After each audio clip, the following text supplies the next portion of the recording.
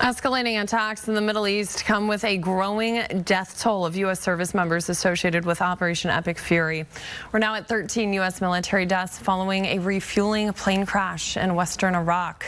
The war in the Middle East is entering its third week, and now more U.S. troops are headed to the region. That includes the USS Tripoli and the 31st Marine Expeditionary Unit. That's about 5,000 Marines and sailors total.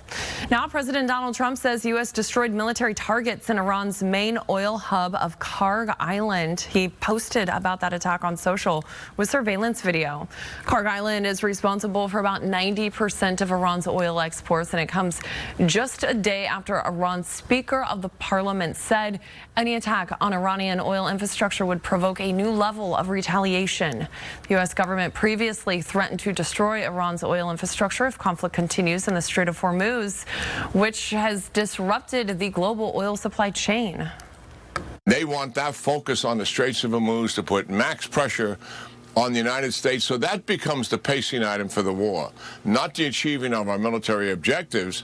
You got to stop this because we got to get the flow of oil going out of the Straits of Hormuz again, end it as soon as we possibly can, and that has to be the objective. Meantime, some fear the White House plans to send ground troops into Iran. While Press Secretary Caroline Leavitt said last weekend the administration hasn't ruled that out. In a radio interview, President Trump pushed back on those reports.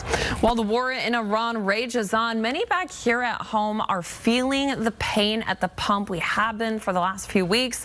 But as reporter Kevin Cork explains, the agriculture industry is hurting now as well. As Americans navigate price increases at the pump amid Operation Epic Fury, there's another industry feeling the fallout from the conflict. Fertilizers are going to cost me more, seeds going to cost me more, fuel is going to cost me more. Over 1/3 of global fertilizer trade moves through the Strait of Hormuz, which is effectively shut down. Supply shocks then in any part of the world then translate into higher prices. According to AAA, the cost for a gallon of diesel is up more than $1 compared to a month ago. Economists say that could soon be passed on to consumers. All the food that we purchase at the grocery store, it gets there somehow, and if the cost of transporting it there goes up, sometimes that gets built into the price. Already strained from the impact of tariffs, a January survey by the Farm Journal found nearly 3 out of 4 farmers believe the crop sector is in recession.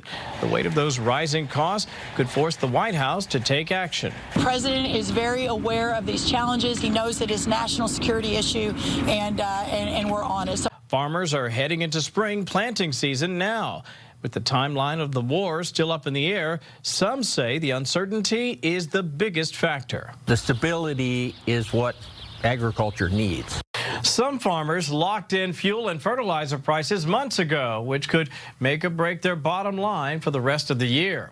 In Washington, I'm Kevin Cork, Fox News.